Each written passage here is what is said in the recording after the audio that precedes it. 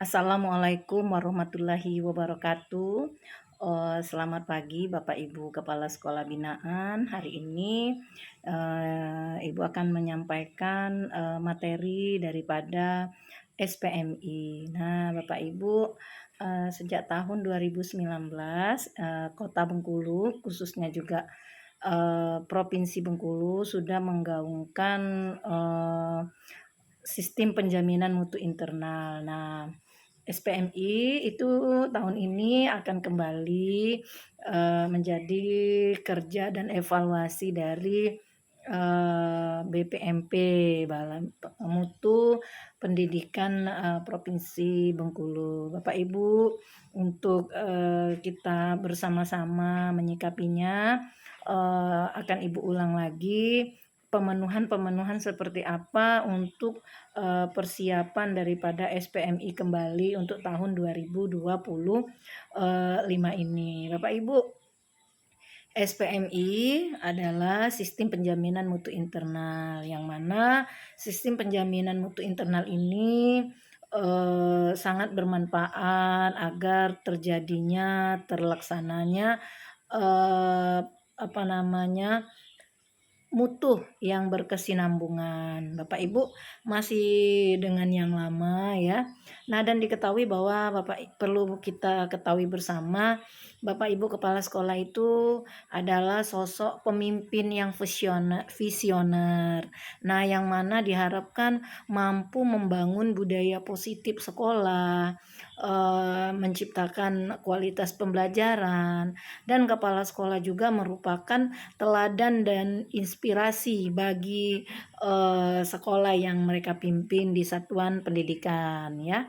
Nah, juga kepala sekolah diharapkan mampu untuk membangun hubungan antar stakeholder sekolah, mendorong untuk warga sekolah berinovasi dan berkreatif. Selain itu, tugas dan fungsi kepala sekolah mengelola sekolah dasar dengan efektif dan efisien yang menunjang untuk terwujudnya ya kecakapan abad 21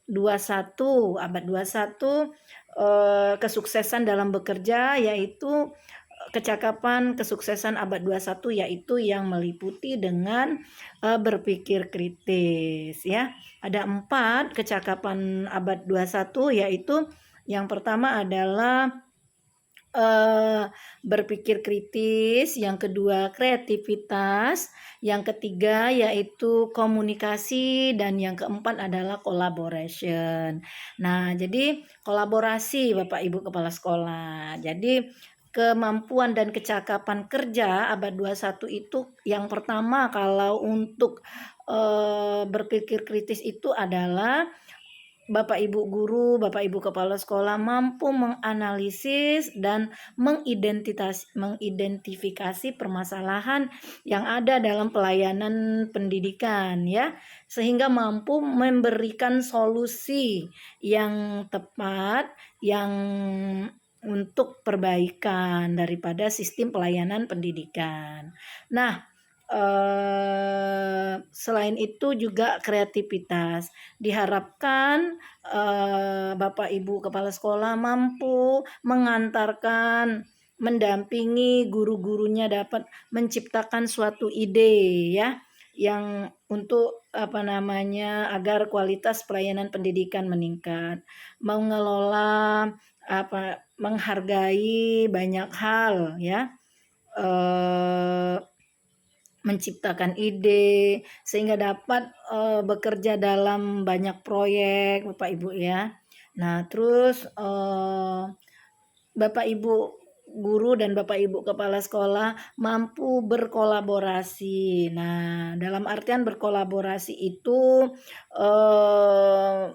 mampu bekerja sama dengan banyak pihak dan menghargai berbagai macam perbedaan dalam dunia kerja, sehingga tercipta pelayanan pendidikan yang maksimal. Contohnya ya, kalau untuk sekolah itu Bapak Ibu kepala sekolah dapat mendampingi Bapak Ibu gurunya dalam proyek-proyek mapel, antar mapel, atau proyek antar kelas Bapak Ibu dalam, kokurikuler untuk saat ini. Jadi, kolaborasi sangat penting seandainya ada Bapak Ibu, guru matematika mungkin bisa bekerja sama dengan, keterampilan, guru olahraga, mungkin mereka bisa bekerja sama dalam pendalaman materi ajar ya Bapak Ibu. Nah yang terakhir adalah komunikasi. Komunikasi adalah sektor penting dalam dunia bekerja, terutama komunikasi dengan orang tua kita. Pendidikan yang mampu mengantarkan kesuksesan peserta didik itu tidak lepas dari komunikasi antar stakeholder sekolah. Nah, kata kunci komunikasi adalah yang paling utama adalah sekolah, pihak sekolah yaitu Bapak Ibu kepala sekolah, operator, Bapak Ibu guru mampu menyampaikan ide ya, menyampaikan ide-ide yang ingin dikerjakannya kepada orang tua atau stakeholder dan, mampu ya juga, melaksanakan presentasi begitu atau bahkan, persentase atau berdialog, dengan siapapun yang untuk menunjang perbaikan-perbaikan daripada pelayanan pendidikan terutama pada pembelajaran dan, tugas-tugas, proyek siswa ya.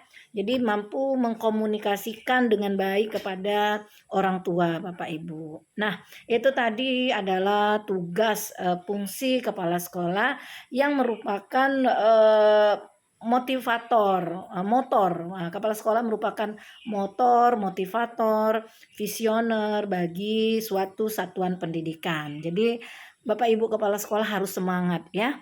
Nah, selanjutnya SPMI. SPMI itu sistem penjaminan mutu internal dan kami berharap program yang telah dipenuhi oleh fasilitator daerah tahun 2019 yang telah menyentuh satuan pendidikan Bapak Ibu semoga tetap berlanjut. Nah, untuk kita ingat kembali bersama ya bahwa dokumen SPMI itu ada 5 dokumen. Yang pertama dokumen kebijakan, yang kedua dokumen manual, yang ketiga dokumen standar SPMI, dan yang keempat dokumen formulir SPMI.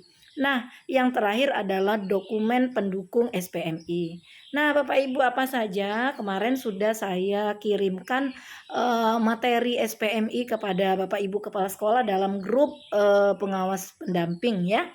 Nah, untuk dokumen kebijakan, Bapak Ibu mungkin bisa menyiapkan ya dasar-dasar aturan SPMI. Nah, nanti Bapak Ibu download, lalu Bapak Ibu print ya.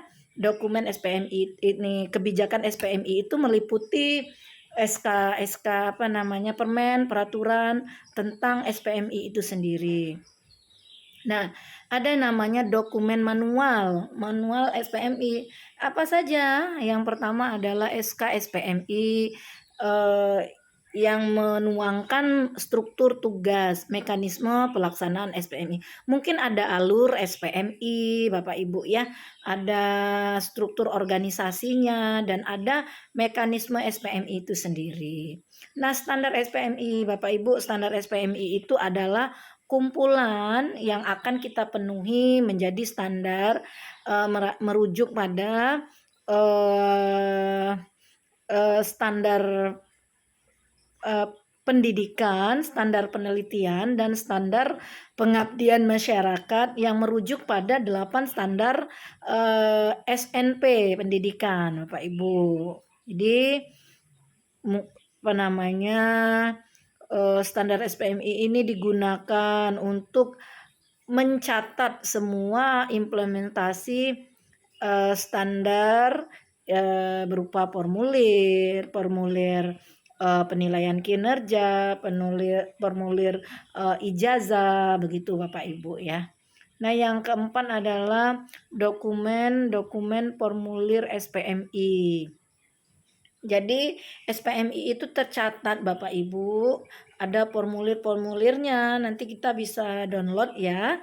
Dan atau kalau Bapak Ibu ini bisa lihat di AI, apa saja dokumen SPMI itu ada semua Bapak Ibu ya. Nah, dokumen pendukung SPMI yaitu yang pertama adalah POS. Apa itu POS? Prosedur operasional standar yang berupa penjelasan tahapan kegiatan, dokumen penjelasan setiap tahap kegiatan daripada yang dilakukan secara rinci. Nah, yang selanjutnya adalah instrumen evaluasi dan monitoring. Jadi setelah dilaksanakan SPMI itu ada dokumen evaluasi dan monitoring untuk mengukur kinerja dan tingkat keberhasilan standar mutu yang ada di satuan pendidikan. Nah, setelah rangkaian itu semua terlaksana ya, baik dari perencanaan SPMI, dari pelaksanaan, serta evaluasi dan monitoring, maka kita akan yang terakhir adalah menggunakan membuat laporan monitoring yang berisi tentang analisis serta rekomendasi perbaikan. Oke Bapak Ibu, selamat pagi. Itu saja yang bisa Ibu sampaikan sebagai pengawas pendamping. Semoga semangat untuk melakukan kesinambungan mutu internal kita. Selamat pagi. Wassalamualaikum warahmatullahi wabarakatuh.